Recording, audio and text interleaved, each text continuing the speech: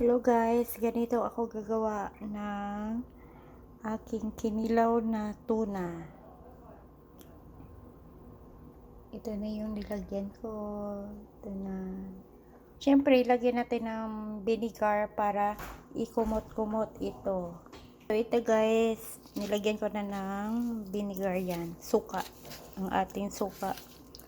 Kumot-kumot lang yan. Kumot-kumot. Halo-haloin lang siya para maging okay ang ating kinilaw na tuna. Ito nang nilagay ko na, pinaghalo ko na lahat.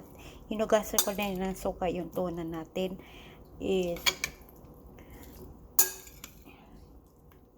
Ang nilagay ko pala dito ay yung pipino at red onions at sili at luya.